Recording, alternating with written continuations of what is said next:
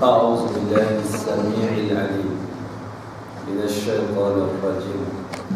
بسم الله الرحمن الرحيم. الحمد لله الذي أضحك وأبكى وأمات وأحيا وأسعد وأشقى وأضل وهدى، والذي أنزل القرآن على خاتم الأنبياء والمرسلين فرفع به أقواما ووضع به آخرين، ومن اتبع هداه كان من السعداء، ومن أعرض عنه كان من الأشقياء. أصلي وأسلم على قائدي وقدوتي وحبيبي وقرة عيني سيدنا محمد بن عبد الله، صلوات الله وسلامه على سائر الأنبياء والمرسلين والصديقين والشهداء والصالحين والمجاهدين ومن تبعهم بإحسان إلى يوم يقوم الناس لرب العالمين. قال رب اشرح لي صدري ويسر لي أمري واحلل عقدة من لساني يفقهوا قولي. سبحانك لا علم لنا إلا ما علمتنا إنك أنت العليم الحكيم. أما بعد، يقول الله تعالى في القرآن الكريم بعد أعوذ بالله من الشيطان الرجيم: ومن يهاجر في سبيل الله يجد في الأرض مراغما كثيرا وسعا ومن يخرج من بيته مهاجرا إلى الله ورسوله ثم يدركه الموت فقد وقع أجره على الله وكان الله غفورا رحيما. Sadaqallahul azim.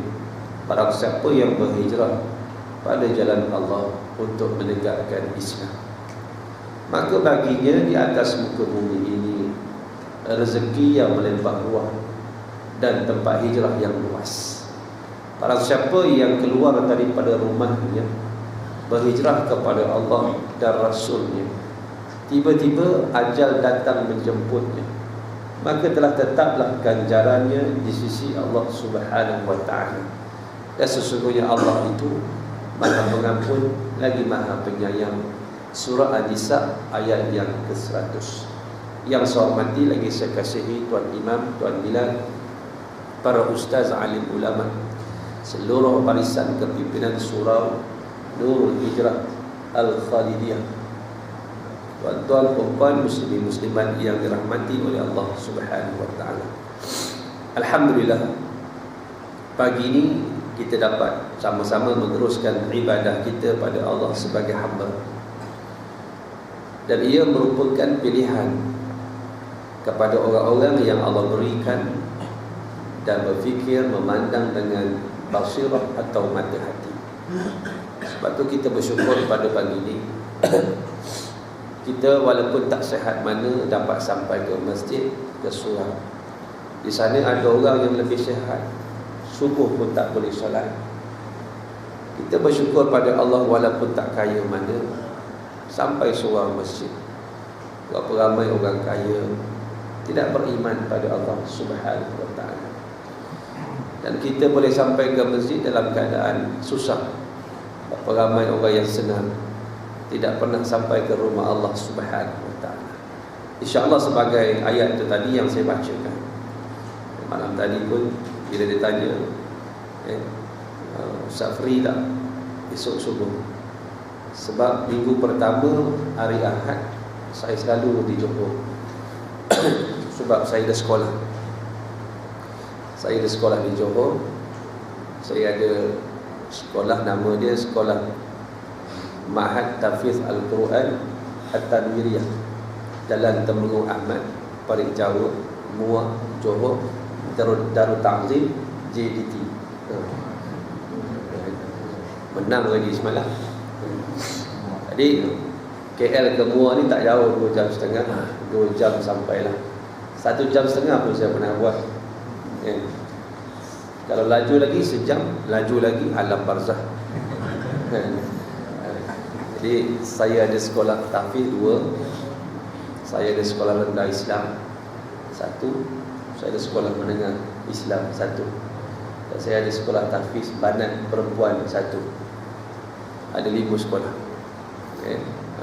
Buat sikit-sikit dah habis lebih kurang 4 juta dah. Kan, 4 juta. Semuanya itu kerana rasa pentingnya kita membangunkan manusia dengan ilmu. Sebab bila kita duduk tengok di Johor, tak macam di Kuala Lumpur, di Selangor, masjidnya tak meriah. Kalau macam ni punya ramai ni, mengalahkan Masjid Jami' At-Taqwa kampung saya. Masjid kampung saya yang solat 2 orang je, imam, Bilal. Kalau imam meninggal, Bilal solat. Kalau Bilal meninggal, dia bangun solat sendiri. Tapi dalam keadaan Allah berikan pada kita nak bangunkan manusia itu dengan ilmu. Dan bila kita buka sekolah, kita ada ustaz-ustaz, dan ustaz-ustaz ni mengajar di seluruh kawasan Muar. Dan kita ada budak-budak tahfiz, dan budak pelajar-pelajar ini Ramadan jadi imam di surau masjid. Sudah kedengaran di sana surah-surah Al-Baqarah, surah-surah Al-Imran, surah-surah An-Nisa, Al-Ma'idah dibacakan oleh tuan-tuan imam. Dan ceritanya berkembang kerana ilmu. Jadi bila mana kita sebut kita nak bergerak ini, maka dia perlukan perubahan. Ini yang kita panggil hijrah. Dan hari ini 19 Muharram 1437. Dan semalam masjid saya kita ada forum hijrah. Forum semalam tajuk dia mencari jalan pulang. Ustaz, nak balik mana? Maknanya apa? Mencari jalan pulang, kita nak muhasabah balik diri kita. Apa yang kita nak capai dalam kehidupan ini untuk berjaya dunia dan juga akhirat. Sebab itu bila mana kita sebut ayat yang saya bacakan itu tadi sebagai perbincangan pada kita pagi ini, ke mana hijrah kita? Kita nak ke mana tuan-tuan? From where to where? Min aina ila aina. Orang Hindustan kata ab kaha se ab kaha jayenge. Ab kaha se ab kaha jayenge. Sedap bahasa Hindustan ni tuan-tuan. He, ye, ada mana? Ab kya karte he, ab kya karte ho, ab kya karte he ho. Beza tu. Sedap bahasa dia. Jadi nak ceritanya, kita nak hijrahkan bukan fizikal kita, kita nak hijrahkan hati kita. Sebab itu Imam An-Nawawi, doa yang selalu saya baca, ini doa Imam An-Nawawi, ada 6 perkara. Allahumma aslih qulubana wa azil uyubana wa tawallana bil husna wa zayyinna bit taqwa wajma' lana khairal akhirati wal ula warzuqna ta'ataka ma aqaitana. Ada 6. Yang pertama, Imam An-Nawawi rahimahullah menyebut, wahai Allah, perelokkan hati kami. Hati, unsur yang paling keras, unsur yang paling keras. Allah sebut summa qasat qulubukum kal hijarah au asyaddu qaswatan. Subhanallah, hebat ayat ini. Surah Al-Baqarah 74. Yang paling keras sebenarnya bukan batu. Yang paling keras sebenarnya hati. Sekerah-kerah batu pecah, sekerah-kerah besi kita bakar dia cair. Sebab tu orang kata hati batu, keras hati. Keras hati ni punyalah keras, dia tidak boleh memahami akan hidayah petunjuk Allah Subhanahu wa ta'ala. Keras-keras hati ni tuan-tuan, lebih keras daripada segala-galanya. Allah beri contoh kal hijarati, seperti batu, au asyaddu qaswatan, ataupun lebih keras daripada batu. Sebab sekerah-kerah batu kata Allah, maka mengalirlah sungai di atasnya. Saya tuan-tuan 16 tahun saya panjat Gunung Ledang. Tu 6 Gunung Ledang kat Muar panjat. Gunung Ledang ni sampai kat tengah tu tangga, atas tak ada tangga dah. Panjat ikut akar pokok. Kat sehari juga nak sampai atas tu. Sampai atas tu tak ada pokok, tak ada apa. Yang ada lopak air besar ni. Puteri Golong Ledang pun saya tak jumpa. Besar ni lopak air. Walaupun dia lopak air, bila dia turun ke bawah, dia bergabung membentuk air terjun. Berapa ramai orang meninggal kat air batu bawah tu. Kerasnya batu itu membentuk sungai, membentuk air terjun. Yang kedua, kata Allah, daripada celah-celah batu itu yatafajjar yatafajjar minhul ma'. Keluar daripada batu, celah-celah batu tu air mata air. Tu yang kalau tuan-tuan pergi Ulu Yam sekarang ni, orang tunggu air. Sebab dia yakin air yang keluar daripada celah-celah batu itu gunung air mineral. Dia air yang baik untuk kesihatan. Pergilah tengah hari buta ke, tengah hari celik, tengah malam buta, tengah malam celik, orang tunggu air, beratur tunggu air, muka dah macam tong air. Tunggu air sampai tak sembahyang, tunggu air sampai buka aurat, tunggu air sampai tak reti tu, tak reti ni. Dia lupa hati dia yang beri dia kesihatan bukan air, tetapi Tuhan yang buat air. Hatinya keras.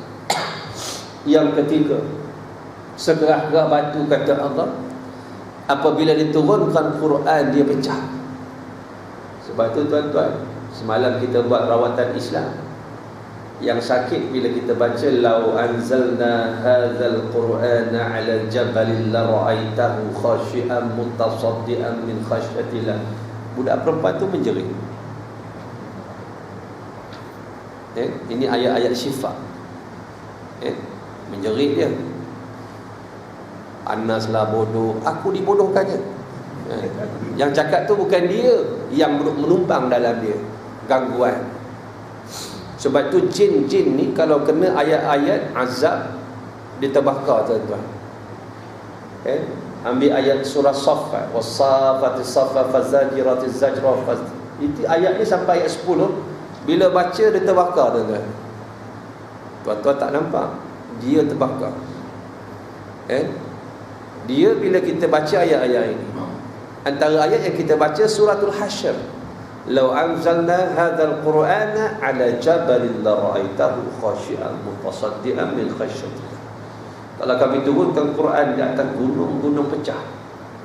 Tuan-tuan, gunung ni pejam. Tingginya gunung Everest, the highest mountain in the world, 8.850, 8,850 meter. Maknanya 8 km lebih. Gunung ni bila dia 8 km, dalam tanah dia akan jadi 16 km pasak dia. Sebab tu orang bila buat rumah, bila buat piling rumah dia, kalau sekolah dia 4 tingkat, dia kena pastikan bawah itu double. Sebab itu kaedah kekuatan. Sebab Allah jadikan gunung ini autad. Autad ni pasak. Sebab tu negara-negara yang banyak gempa bumi, dia banyak gunung. Pasal mana? Saya tanya Tok Guru saya, Tok Guru kata tadi tafsir, bila ada gunung dia tak goyang. Tapi kenapa gempa bumi dekat Pakistan? Saya pernah rasa di Pakistan, India, di Iran. Macam orang gila kan. Masuk bilik air ni bergoyang. Gempa bumi kat Iran. Aku gila ke bila air gila? Aku gila ke bila air gila? Aku gila ke bila air gila? Yang sedar-sedar, yang dah lompat asrama, yang kaki patah, yang sebagainya kerana gempa bumi. Tuan-tuan, bila kiamat memang gila. Kamu lihat manusia itu seperti mabuk, wa ma hum bisukara, tapi mereka tak mabuk. Apa yang berlaku 25 April yang lalu, gempa bumi di Nepal, di Kathmandu. Kajian daripada Profesor Dr. Jackson James daripada Harvard University, daripada US Geological Survey, mengatakan bahawa Gunung Everest itu sudah tenggelam 1 cm. Kerak bumi Kathmandu bergerak 1 meter. Saya ambil perangkaan ini daripada US Geological Survey, bukan saya ambil daripada Jabatan Barit dan Tali Air. Faham tak faham? Nak tengok kekuatan Allah Subhanahu Wa Taala kalau dia beri contoh luar biasa. Anak murid saya bawa balik kepada Aceh 5 hari duduk sana. Semalam Aceh ni tuan-tuan, Allah beri 2004 Aceh. Kita rasa dah cukup besar itu. Aceh saja meninggal 240,000 orang. Ada satu kubur tu, dalam tu saja 40,000 orang ditanam. Punyalah besar kuburnya, 40,000 orang satu lubang. Aceh. Orang jadi pelik. Binatang semua lari atas bukit. Mana ada binatang mati tuan-tuan? Ada seekor, 2 ekor kerbau ada. Tapi majoritinya selamat. Dan orang pelik, air laut surut. Surut sebab tengah tu dah patah. Dah patah. Bila dah retak tu, air masuk dalam. Air nak tolak balik. Bila air surut, dia tolak balik. Kelajuan dekat laut 400 km sejam. 400 km sejam. Kalau kereta kelisa saya tu tinggal enjin je. Lajunya tinggal enjin kat belakang. Enjin tertinggal. Dan bila dia sampai ke masjid, dia perlahan, dia bergabung balik, dia laju balik. Keluasan 30 batu persegi. Kalau kena pada Singapura tak tinggal apa-apa, kosong je. Dia naik daripada Aceh ke Kuala Muda, Kedah, dia naik ke Pulau Phuket, dia naik ke Somalia, dia naik ke Bangladesh, dia naik Somalia, dia naik Tanzania. Naik Tanzania, Afrika. Ketika mana? Ketika tsunami. Saya nak tanya tuan-tuan, Aceh ke Tanzania itu jarak dia Sungai Sering ke Giant Batu Cave ke? Ribuan batu. Dia potong. Kita rasa Aceh 240,000 dah ramai mati. 1556 di China, gagaran selama 56 saat membunuh 840,000. Tuan-tuan, maksudnya apa? Bila kita tengok Quran gerun, bila nampak kemurkaan Allah Subhanahu Wa Taala, beratnya Quran kalau diturunkan pada gunung Everest tu pecah. Min khasyatillah, kerana takut dan gerunnya kepada Allah, tetapi kita tidak mengambil iktibar. Lalu apa yang saya nak sebut? Kemana hijrah kita itu? Sedangkan dalam ayat yang saya baca, wa may yuhajir fi sabilillah yajid fil ardi muragaman katsiran wasa'ah. Siapa yang berhijrah untuk menegakkan Islam, dia akan mendapati bahawa kehidupan dia itu kehidupan yang tenang, tenteram, keberkatan, rezeki yang luas, tempat hijrah yang luas. Tapi mengapa ustaz bila Nabi berhijrah Allah sebut surah Al-Anfal ayat 30, wa idh yamkuru bikal ladzina kafaru liyuthbituka aw yaqtuluka aw yukhrijuk wa yamkuruna wa yamkurullah wallahu khairul makirin. Mengapa ustaz kalau berhijrah kepada Allah itu dapat tempat hijrah yang luas, kenapa Nabi ketika mana nak berhijrah orang nak bunuh dia? Macam lawan pula kan? Betul tak? Hijrah zaman Nabi itu wajib. La hijrata ba'dal fathi walakin niyatun wa jihad. Ini kita bincang pagi ni. Setelah daripada pembukaan Mekah 8 hijrah, tak ada lagi hijrah. Tak wajib hijrah. Yang tinggal niat kita pagi ni dalam bentuk hati yang kita nak perelokkan Allahumma azil uyuban. Dan juga jihadun, pengorbanan yang dituntut dalam melaksanakan perintah Allah Subhanahu wa taala. Rasulullah nak dibunuh. Ayat itu tadi memberitahu wa id yamkuru bikal ladzi.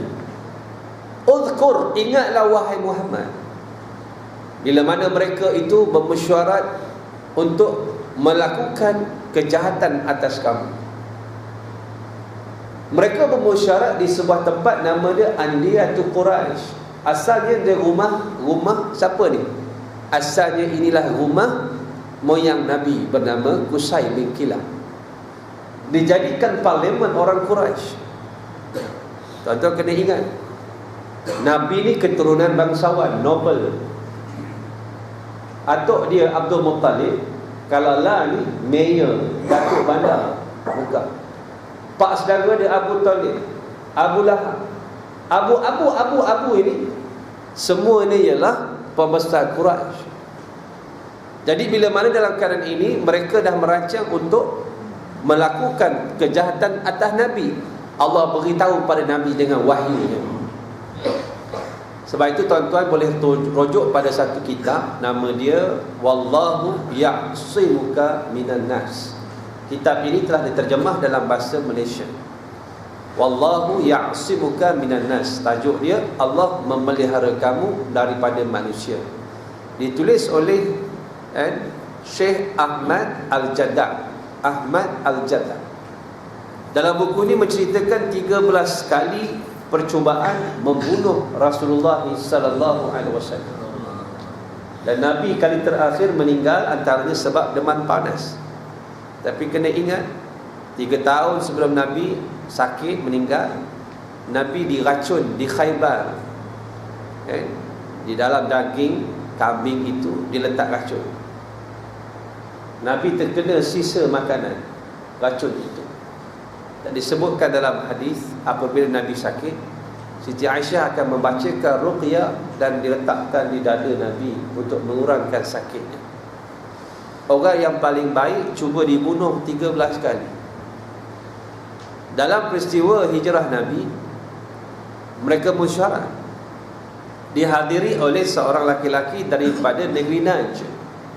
Itulah dia Iblis. Dia menyerupai seorang laki-laki daripada negeri Najd. Iblis duduk kat pintu dewan, tunggu tak sabar nak musyarat, seronoknya. Bila buka pintu saja dia masuk, duduk